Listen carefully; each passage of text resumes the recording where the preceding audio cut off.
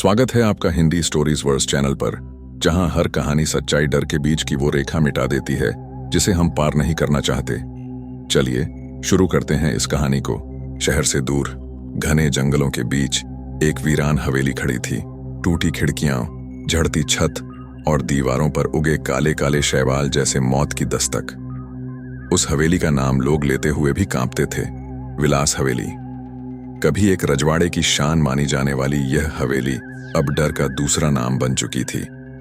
गांव के बच्चे उसे दूर से ही पत्थर मारते और भाग जाते, और बूढ़े लोग कहानियां सुनाते कि जब हवेली में कोई जाता है तो लौटकर कभी नहीं आता। कहानी की शुरुआत होती है आरव नाम के एक युवक से, जो एक डॉक्यूमेंट्री फिल्म निर्माता था। आरव को अजीबोगरीब जगहों की स्टोरीज रिकॉर्ड करना बहुत पसंद था। एक दिन उसे इंटरनेट पर एक ब्लॉग मिला जिसमें लिखा था कि विलास हवेली में आज भी रात को अजीब आवाजें आती हैं, जैसे कोई किसी को पुकार रहा हो, जैसे कोई दीवारों के पीछे चल रहा हो। आरव को यह कहानी मजेदार लगी और उसने तय किया कि वो अपनी टीम के साथ वहां जाएगा सच्चाई पता करने। आरव की टीम में थी नीरा, एक साउंड रिकॉर्डिस्ट जो कुछ सालों से पैरानॉर्मल घटनाओं की रिसर्च कर रही थी। दूसरा था रघु, जो कैमरा संभालता था और हर चीज को मजाक में उड़ाने वाला था। और चौथा था दीपक, जो एक्स्ट्रा मदद करता था, जैसे जनरेटर चलाना, तार जोड़ना आदि। जब वो लोग हवेली पहुंचे तब सूरज डूब चुका था और चारों तरफ एक अजीब सी चुप्पी थी। पेड़ों की टहनियां हवेली की दीवारों से टकरा रही थीं, जैसे किसी ने बाहर से उसे पकड़ रखा हो। आरव ने दरवाजा खोला, जो चरचराता हुआ एक भयानक आवाज के साथ खुला। अंदर की हवा बांसी और भारी थी, जैसे सदियों से कोई सांस नहीं ले रहा हो। नीरा ने तुरंत अपना साउंड रिकॉर्डर ऑन कर दिया और कानों में हेडफोन लगाकर इधर उधर की ध्वनियां सुनने लगी। यहां कुछ है, उसने धीमे से कहा। रघु हंस पड़ा। क्या भूत साउंड चेक करवा रहा है? लेकिन अगले ही पल दीवार के उस पार से किसी के चलने की आवाज आई, जैसे कोई नंगे पांव घसीटते हुए चल रहा हो। सभी चुप हो गए। आरव ने इशारे से सबको शांत रहने को कहा और धीरे धीरे उस दिशा में बढ़ा। कैमरा रिकॉर्ड कर रहा था। जब वे लोग उस हॉल में पहुंचे तो वहां सिर्फ एक पुरानी कुर्सी थी, लेकिन वह हिल रही थी बिना हवा के। नीरा ने चिल्लाकर कहा, उस कुर्सी पर कोई है, लेकिन वहां कुछ नहीं था।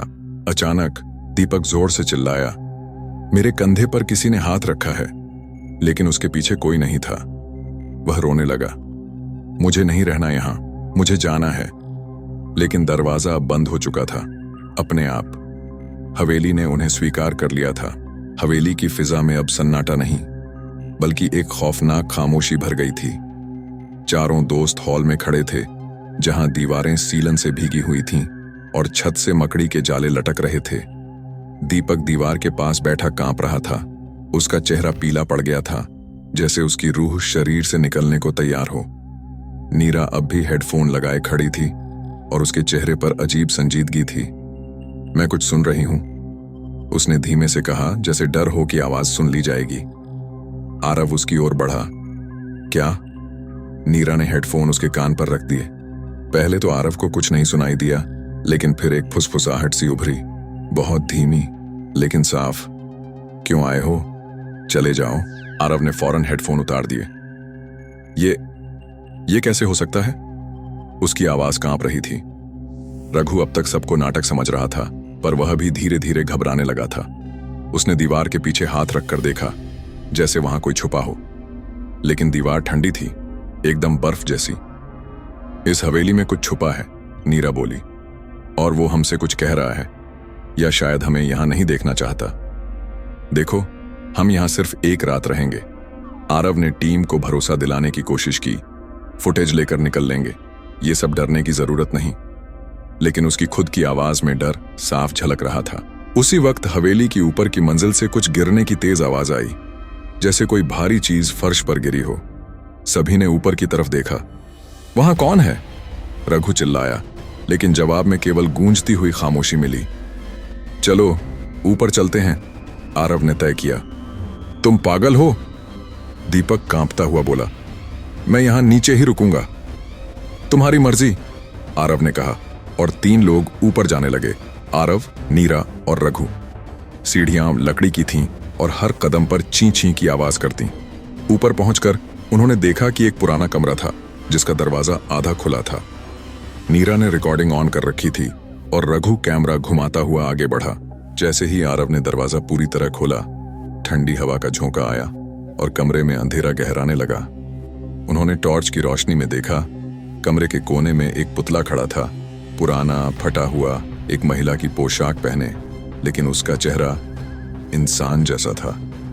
ये पुतला नहीं है, नीरा ने फुसफुसाकर कहा, और फिर अचानक पुतले की आंखें हिल गईं। सभी चीख उठे, लेकिन कमरे का दरवाजा अब अपने आप बंद हो गया था। कमरे का दरवाजा जोर से बंद होते ही नीरा ने झटपट टॉर्च उस पुतले की ओर घुमाई। वह अब भी उसी स्थिति में खड़ा था, पर उसकी आंखों में एक चमक थी, जैसे वह सिर्फ एक चीज नहीं बल्कि कुछ जीवित हो।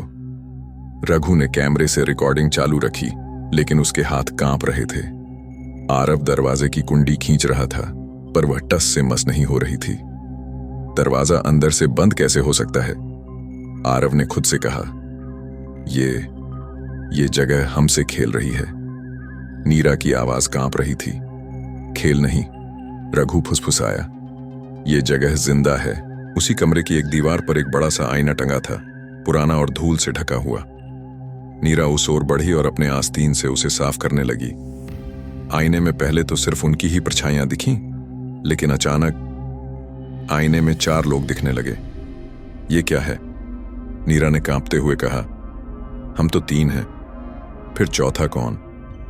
रघु ने कैमरा आईने की ओर किया, लेकिन उसमें चौथा इंसान नहीं दिखा। सिर्फ आईने में एक लंबी काली आकृति जो बिल्कुल नीरा के पीछे खड़ी थी। नीरा ने जैसे ही पीछे मुड़कर देखा, वहां कोई नहीं था, लेकिन आईने में वह अब भी मुस्कुरा रही थी, बिना होठों के, सिर्फ आंखों से। भागो! आरव चिल्लाया। उसने फिर से दरवाजा तोड़ने की कोशिश की, लेकिन तभी पुतले की गर्दन धीरे धीरे मुड़ने लगी। उसकी निगाहें अब सीधे नीरा पर थीं। वह हिल रहा है। रघु के गले से बस इतना ही निकला। फिर आईने से एक चीख गूंजी, जैसे सैकड़ों औरतों ने एक साथ रोना शुरू किया हो। कमरे की छत से मकड़ियों की बांट उतरने लगी और दीवारों से धूल नहीं, काले धुएं की लहरें निकलने लगीं। हम इस कमरे से बाहर निकलना ही होगा, आरव जोर से बोला। दीपक, नीरा ने अचानक याद किया। वो नीचे है, अकेला। आखिरकार आरव ने लकड़ी का एक भारी टुकड़ा उठाकर दरवाजे पर जोर मारा। 2 बार, 3 बार और चौथी बार में दरवाजा टूट गया। तीनों किसी तरह बाहर निकले और सीढ़ियों की तरफ भागे, लेकिन नीचे सन्नाटा था। दीपक! आरव ने आवाज लगाई। कोई जवाब नहीं। नीचे उतरकर देखा तो दीपक वहीं बैठा था जहां उन्हें छोड़ा था, पर उसकी आंखें खुली थीं और चेहरे पर एक अजीब सी मुस्कान थी। दीपक! रघु ने उसका कंधा हिलाया। दीपक ने धीरे से गर्दन घुमाई और बहुत ही शांत स्वर में बोला, वो अब मेरे अंदर है। दीपक की आंखों में अब वो चमक नहीं थी जो पहले हुआ करती थी। उसकी पुतलियां फैल चुकी थीं और चेहरा इतना निर्विकार था कि डर की जगह एक ठंडी झुरझुरी दे रहा था। वो अब मेरे अंदर है। उसकी यह बात किसी खौफनाक प्रेतवाणी जैसी गूंज रही थी। नीरा ने धीमे से आरव का हाथ पकड़ा और फुसफुसाकर कहा, हमें यहां से निकलना होगा। अभी नहीं, अगर अब हम भागे तो कहानी अधूरी रह जाएगी, आरव ने कहा। उसकी आंखों में जुनून था, या शायद पागलपन। रघु हिलते हुए दीपक के सामने खड़ा था, लेकिन अब कैमरा उसकी ओर नहीं, दरवाजे की ओर था, जैसे उसे किसी भी पल भागना हो। तभी दीवारों से एक अजीब सी आवाज आई, जैसे किसी ने नाखून से पत्थर कुरेदे हों। यहां कुछ है, नीरा ने कहा और टॉर्च की रोशनी उस दीवार पर डाली। दीवार पर किसी ने कुछ लिखा हुआ था जो सीलन के पीछे छिपा था। आरव ने अपने बैग से छोटा चाकू निकाला और धीरे धीरे सीलन को कुरेदना शुरू किया। जैसे जैसे सीलन हटी, वैसे वैसे एक पुराना लेख उभरने लगा, संस्कृत नुमा भाषा में उकेरे गए अक्षर। नीरा ने पढ़ने की कोशिश की। न गच्छतु यसाएं तस्य आत्मा नष्टम, जो संध्या के बाद भीतर आए उसकी आत्मा खो जाएगी। तीनों सन्न रह गए। ये जगह सिर्फ वीरान नहीं, ये अभिशप्त है, नीरा ने कहा। और तभी दीपक फिर बोला, लेकिन अब उसकी आवाज गहरी और दोहरी थी, जैसे 2 लोग एक साथ बोल रहे हों। तुमने उसे जगा दिया है, अब कोई नहीं बचेगा। दीपक की आंखें पलट गईं और उसका शरीर झटके खाने लगा। आरव और रघु ने मिलकर उसे पकड़ने की कोशिश की, लेकिन दीपक को जैसे कोई अदृश्य शक्ति खींच रही थी। अचानक फर्श के नीचे से एक हल्का कंपन हुआ और फिर जमीन फट गई। दीपक का शरीर नीचे गिरने ही वाला था कि नीरा ने उसका हाथ पकड़ लिया। नहीं, वह चिल्लाई, लेकिन दीपक ने एक भयानक मुस्कान के साथ खुद को छोड़ दिया और अंधेरे में समा गया। नीचे झांक कर देखा तो वहां एक सुरंग थी जो हवेली के नीचे गहराई में कहीं जाती थी। ये सुरंग क्या है? रघु ने डर से पूछा। आरव की आंखों में अब डर नहीं बल्कि जिज्ञासा थी। हमें जवाब मिल गया, असली कहानी तो अब शुरू हो रही है। नीरा ने उसका हाथ पकड़कर कहा, आरव, दीपक मर गया। नहीं, आरव बोला, या तो वो मरा नहीं है या वो अब अकेला नहीं है। अंधेरे में गहराई की कोई सीमा नहीं होती और हवेली के नीचे खुली उस सुरंग में उतरते वक्त यही एहसास हो रहा था। तीनों, आरव, नीरा और रघु, अपने हाथों में टॉर्च लिए कांपते हुए सीढ़ियां उतरते जा रहे थे। नीचे जाते जाते हवा में एक सड़ी गंध फैल गई थी, जैसे कोई सदियों पुराना शव अब भी वहीं हो। हम ये क्यों कर रहे हैं? रघु फुसफुसाया। हमें भाग जाना चाहिए था। हम जो ढूंढ रहे थे वो यहीं है, आरव ने गंभीर स्वर में कहा। या फिर वही हमें ढूंढ रहा है, नीरा बोली, और उसकी आंखों में डर नहीं, एक तरह की समझ थी, जैसे वह जानती थी कि अब कुछ बड़ा होने वाला है। नीचे उतरते ही सुरंग एक पतली गली में बदल गई। दीवारें नम थीं और उन पर अजीब आकृतियां उकेरी गई थीं, आधे इंसान आधे जानवर जैसे चित्र। नीरा ने उन्हें देखकर कहा, ये प्राचीन तांत्रिक चिन्ह है। ये हवेली किसी आम जमींदार की नहीं रही होगी। अचानक सुरंग में कहीं दूर से एक धड़कन की आवाज आई। धड़क धड़क, किसी दिल की नहीं, जैसे जमीन के अंदर कोई जिंदा चीज धड़क रही हो। रघु ने कैमरा ऑन किया और धीरे से बोला, अगर हम मरे तो कम से कम फुटेज मिलेगा। टॉर्च की रोशनी में उन्होंने देखा, सुरंग का रास्ता अब दो भागों में बंट रहा था। एक दाईं ओर जो और भी संकरा था, और एक बाईं ओर जहां से वह धड़कन और ज्यादा स्पष्ट होकर आ रही थी। हम बाएं चलेंगे, आरव ने फैसला लिया, क्योंकि डर वहीं है ना, रघु ने जोर से निगलते हुए कहा। बाएं रास्ते में कुछ ही कदम चले होंगे कि उन्हें एक लकड़ी का भारी दरवाजा दिखा। उस पर ताले जड़े थे, लेकिन अजीब बात यह थी कि ताले जंग लगे थे, फिर भी खुलते ही चले गए, जैसे किसी ने जानबूझकर रास्ता साफ कर दिया हो। दरवाजा खुला और एक विशाल कमरा सामने था। कमरे के बीचों बीच एक चौकोर पत्थर की वेदी बनी हुई थी और उस पर दीपक पड़ा था, बेहोश लेकिन जिंदा। नीरा चिल्लाई, दीपक! तीनों दौड़कर उसकी ओर बढ़े, लेकिन तभी कमरे की दीवारें कांपने लगीं। पत्थर के नीचे से एक चिल्लाहट उठी, औरत की, बच्चे की और फिर सैकड़ों आत्माओं की। दीपक की आंखें खुलीं, लेकिन अब उनमें इंसान नहीं, अंधकार था। तुम आ ही गए, उसने कहा, पर आवाज उसकी नहीं थी। तुम कौन हो? आरव ने चिल्लाया। दीपक की आंखों से काला धुआं निकलने लगा और वह वेदी से उठ गया। मैं वही हूं जिसे उन्होंने यहां कैद किया था, सदियों पहले, अपने पापों को छुपाने के लिए। कौन? नीरा ने पूछा। जमींदार भानु प्रताप, जिसने 7 निर्दोषों की बलि दी थी और मुझे 8वीं बनाने आया था, मगर मैं रुक गई नहीं, मैं लौटती रही, हर तीसरे दशक में। आरव ने समझा। इस हवेली में जो आवाजें थीं, वे तुम्हारे लौटने की पूर्व चेतावनी थीं? हां, वो बोली दीपक के शरीर से।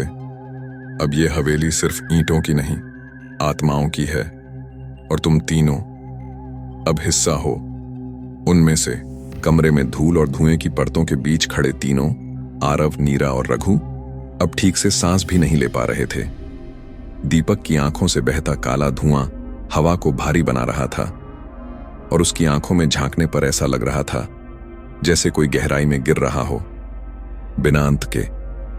हमें उसे वेदी से हटाना होगा, नीरा ने चिल्लाया। अगर हमने ऐसा किया तो, रघु कांपते हुए बोला, शायद वो हम में से किसी में घुस जाए। दीपक की आवाज फिर गूंजी, पर अब वो गूंजती नहीं, गूंजाती थी, जैसे दीवारों और आत्माओं दोनों से टकराकर लौट रही हो। तुम लोग जानना चाहते थे ना, ये हवेली क्यों बंद रही? क्यों हर तीसरे दशक में कोई लापता हो जाता है? दीपक की आंखों से एक तेज चमक निकली और कमरे की दीवारें परिवर्तित होने लगीं। वे अब पत्थर नहीं रहीं। जैसे जैसे वो उजागर होती गईं, उस पर उकेरी गईं घटनाएं दिखाई देने लगीं। नीरा ने देखा, एक काली वेदी पर 7 लोगों को बलि चढ़ाया जा रहा था। उनके चेहरे पीड़ित नहीं, शांत थे, जैसे वे पहले से जानते थे कि यही उनकी नियति है। ये सब सच्चाई है? आरव फुसफुसाया। दीपक बोला, जमींदार भानु प्रताप ने अमृता पाने के लिए तंत्र सिद्ध की थी, 7 बलियां दी, 8वीं अधूरी रह गई, क्योंकि एक लड़की निवेदिता भाग गई। लेकिन भागने से क्या होता है? आत्मा तो यहीं छूट गई थी। और तुम? रघु ने पूछा। मैं वही आत्मा हूं जो तब अधूरी रह गई। अब मैं अधूरी नहीं रहूंगी। नीरा ने धीमे से आरव के कान में कहा, इस वेदी के नीचे कुछ है, मैं महसूस कर सकती हूं, जैसे ये जमीन नहीं, कोई द्वार है। तीनों ने मिलकर वेदी को धक्का दिया और भारी झोर लगाकर वे उसे थोड़ा सरका पाए। उसके नीचे एक धातु का ढक्कन था, जंग खाया हुआ, लेकिन अब भी बंद। तभी दीपक चीखा, नहीं, उसे मत खोलो। पर अब देर हो चुकी थी। नीरा ने ढक्कन हटा दिया और अंदर से तेज रोशनी निकली। उसके साथ ही एक भयानक चीख, ऐसी जो इंसानी नहीं थी। उसके बाद एक काली आकृति उस रोशनी से निकली, निवेदिता की आत्मा। लेकिन वह अब पीड़ित नहीं, क्रोधित थी। तुमने मुझे बंधन में डाला, अब मैं सबको अपने साथ बांधूंगी। उसकी परछाई पूरे कमरे में फैल गई और चारों ओर की रोशनी निगलने लगी। नीरा, आरव और रघु ने वेदी के पीछे छिपकर खुद को बचाने की कोशिश की, लेकिन परछाई अब उनके चारों ओर घूम रही थी, जैसे उन्हें परख रही हो। अब कोई नहीं बचेगा। कमरे की दीवारें अब ठोस नहीं रह गई थीं, वे जैसे धुएं और यादों से बनी हों। हवेली के नीचे की सुरंग में दीपक की आंखें अभी भी अंधेरे से चमक रही थीं, पर अब वह बोल नहीं रहा था। वह जैसे किसी और की निगरानी में था। निवेदिता की आत्मा अब धुएं की विशाल परछाई बन चुकी थी, चारों ओर घूमती रही। उसके चारों तरफ छोटे छोटे बच्चों की हंसी गूंज रही थी और दीवारों पर उनके धुंधले चेहरे उभरने लगे। ये आत्माएं उसी हवेली में मर चुकी थीं, जिन्हें कभी भानु प्रताप ने जिंदा दीवारों में चिनवा दिया था। आरव, नीरा और रघु एक कोने में दुबके खड़े थे। नीरा ने कांपते हुए पूछा, क्या हम मरने वाले हैं? पर आरव की आंखों में अब भी सवाल था, डर नहीं। नहीं, ये आत्मा कुछ चाहती है, शायद हमसे। निवेदिता की परछाई अब उनकी ओर बढ़ी, धीरे धीरे, जैसे वो हर कदम से उनकी हड्डियां चीर रही हो। और फिर एक आवाज आई, तुम में से कोई एक रह जाएगा, बाकी 2 जा सकते हैं। कमरे में सन्नाटा छा गया। ये कैसा खेल है? रघु चिल्लाया। खेल नहीं, न्याय, आत्मा ने उत्तर दिया। तुम तीनों ने मुझे जगाया, मुझे पहचान दी, अब कीमत चुकानी होगी। तीनों एक दूसरे की ओर देखने लगे और कमरा धीरे धीरे और भी तंग होता जा रहा था। क्या हम उसे धोखा दे सकते हैं? रघु फुसफुसाया। नहीं, नीरा बोली, यहां झूठ नहीं टिकता, यह हवेली सच से बनी है। तभी दीपक का शरीर हिलने लगा। वह उठ खड़ा हुआ, लेकिन उसकी चाल इंसानों जैसी नहीं थी। वो एक कठपुतली की तरह चल रहा था। उसके हाथ और पैर ऐसे हिल रहे थे जैसे कोई अदृश्य डोरी उन्हें खींच रही हो। वो उसका पिट्ठू बन गया है, आरव बोला। एक बार जो इस हवेली का हो गया, वो बाहर नहीं जा सकता। और फिर परछाई ने दीवारों पर कुछ दिखाना शुरू किया। उन तीनों का अतीत, नीरा का वो फैसला जिससे उसकी बहन की मौत हुई थी, रघु की चोरी और आरव का वह झूठ जिससे एक औरत का घर उजड़ गया था। अब बताओ, निवेदिता की आत्मा गर्जी, कौन सबसे दोषी है? सिर्फ एक को जाना है, बाकी 2 यहीं रह जाएंगे हमेशा के लिए। कमरे का हर कोना अब सांस ले रहा था। हाँ, सचमुच सांसें। दीवारें अंदर बाहर धड़क रही थीं, जैसे कोई जीवित अंग हो। तीनों, आरव, नीरा और रघु, अब एक त्रिकोण में खड़े थे और परछाई उनके बीच घूम रही थी, किसी शिकारी की तरह जो जानता है कि शिकार अब कहीं नहीं जा सकता। दीपक का शरीर अब भी कठपुतली की तरह कांप रहा था, पर उसकी आंखें कभी कभी सामान्य हो जाती, जैसे भीतर का दीपक अब भी बाहर निकलने की कोशिश कर रहा हो, लेकिन परछाई की पकड़ मजबूत थी। निवेदिता की आत्मा गर्जी। अब बताओ, कौन रहेगा? आरव ने आगे बढ़कर कहा। अगर बलिदान चाहिए तो मैं रुकता हूं, बाकी दोनों को जाने दो। रघु चौंका। नहीं, ये गलत है। तूने क्या किया है जो तू रह जाए? नीरा फटी आंखों से उन्हें देख रही थी। वह कांपते हुए बोल पाई, मैं नहीं चाहती कि कोई भी रुके। हम सब निकले थे साथ, तो निकलेंगे भी। पर निवेदिता की आत्मा अब धीरे धीरे दीवारों से बाहर आने लगी। वह अब सिर्फ एक साया नहीं रही। उसकी आंखें थीं जली हुई, पिघली हुई, और बाल हवा में तैरते हुए डर पैदा कर रहे थे, जैसे हर लहर एक शाप हो। तुम लोगों ने मुझे उठाया, अब मैं तुम्हें बिखेरूंगी। तभी एक औरत की धीमी आवाज आई, नहीं, अब बस। तीनों चौंक गए। दरवाजे के पास, जहां कोई नहीं होना चाहिए था, एक वृद्धा खड़ी थी। चेहरे पर झुर्रियां, बाल सफेद, लेकिन आंखों में आग। मैं हूं निवेदिता की मां। हवा ठहर गई। मैं हर तीसरे दशक में आती रही हूं, वो बोली।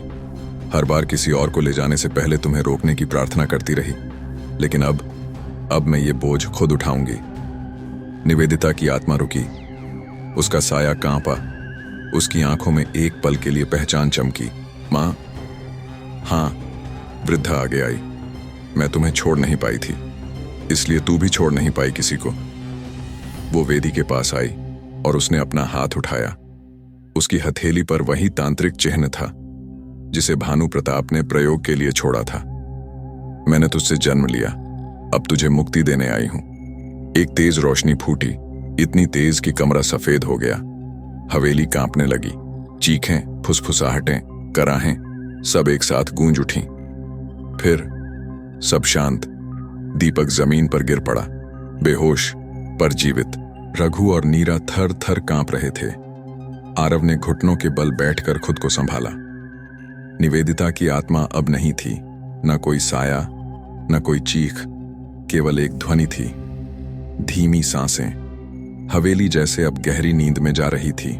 सुबह की पहली किरण हवेली के फटे पर्दों से छनकर भीतर आई, लेकिन वो उजाला वैसा नहीं था जैसा आम दिनों में होता है।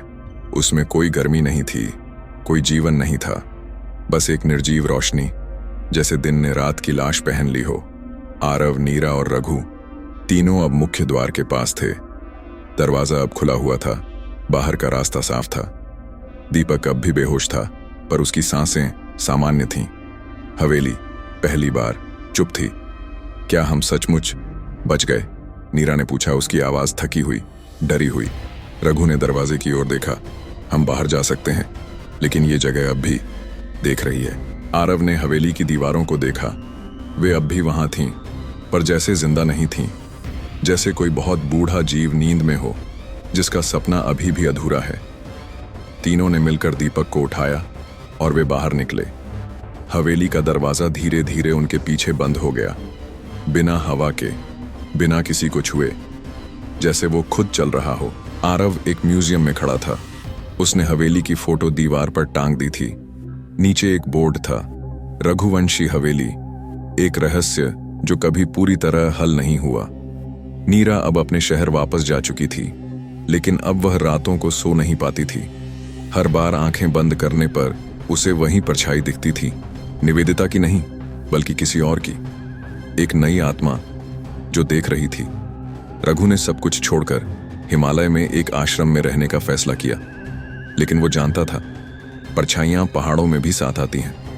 दीपक अब भी अस्पताल में था, शरीर ठीक, पर दिमाग गुम।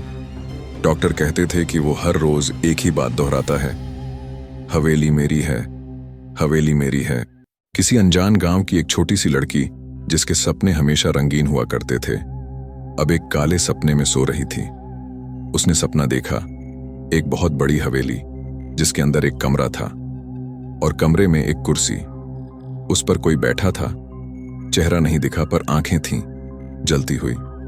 फिर वो आवाज आई जो कहीं सुनी नहीं गई थी, अब तू तैयार है मेरे लिए? वो लड़की, जिसका नाम था सिया, पिछले कई दिनों से अजीब सपने देख रही थी। कभी वो हवेली की सीढ़ियां चढ़ती थी, कभी किसी पुराने दर्पण में खुद को देखती थी जहां से कोई और चेहरा उसे घूर रहा होता। माँ बाप समझते थे कि ये कोई बच्ची की कल्पना है, लेकिन सिया अब रात को बोलने लगी थी ऐसी भाषाओं में जो उसने कभी सीखी ही नहीं थी। अग्नि से जन्म, रुधिर से बलिदान और परछाई से पुनरुत्थान। उसने एक रात ये वाक्य दोहराया, आंखें खुली हुईं, लेकिन चेतना नदारद। दूसरी ओर आरव अब अकेला नहीं था। उसने अपने घर की दीवार पर एक नई दरार देखी जो हर रात थोड़ी बढ़ जाती थी, और एक रात उसने देखा उस दरार से धुआं निकल रहा है, वैसा ही जैसा हवेली में था। उसने घबराकर एक तांत्रिक से संपर्क किया। वो वृद्ध था और सुनते ही बोला, तुमने जो जगह छोड़ी थी वो जगह ने तुम्हें नहीं छोड़ा। हवेली अब टुकड़ों में बट चुकी है। हर शिकार की आत्मा के साथ एक हिस्सा बाहर आया है। आरव समझ गया, वो आजाद नहीं हुआ, बस अस्थायी रूप से छोड़ा गया। उधर नीरा की हालत और बिगड़ रही थी। वह अब हर आईने से डरती थी। एक रात उसने देखा कि उसके कमरे के शीशे में उसका अक्स नहीं, बल्कि एक बच्ची की छाया थी। वो वही बच्ची थी जो सिया के सपनों में आती थी। वो धीरे से फुसफुसाई, तू मेरी जगह बनेगी, मैं अब बाहर नहीं रह सकती। नीरा ने चीखकर शीशा तोड़ दिया, पर अंदर से खून निकला, शीशे का नहीं, जैसे किसी शरीर का हो। रघु, जो हिमालय में ध्यान कर रहा था, अब हर ध्यान के समय किसी महिला की चीखें सुनने लगा था। जब उसने एक दिन ध्यान खोलकर बाहर देखा तो वो महिला वहीं खड़ी थी, बाल बिखरे, होंठ सिले हुए और आंखें टपकती हुई। वो आगे आई और उसके कान में बोली, 3 में से 1 गया, 2 बाकी हैं, और फिर गायब हो गई। रघु अब डर गया था। वो जानता था कि हवेली अब उसे खोज रही है, और शायद उसी की देह में अगले हिस्से की छाया बसने वाली है। उस रात सिया ने फिर सपना देखा, पर अब वो हवेली नहीं थी। अब वो खुद एक कमरे में बंद थी। सामने वेदी थी और उसके चारों ओर दीप जल रहे थे। एक आत्मा उसके सामने प्रकट हुई, पर यह निवेदिता नहीं थी, ये नई थी, उस हवेली की आत्माओं का संयुक्त रूप जो अब एक नई मालकिन की तलाश में थी। तू मेरी गोद में पली है, अब मेरी गद्दी संभाल।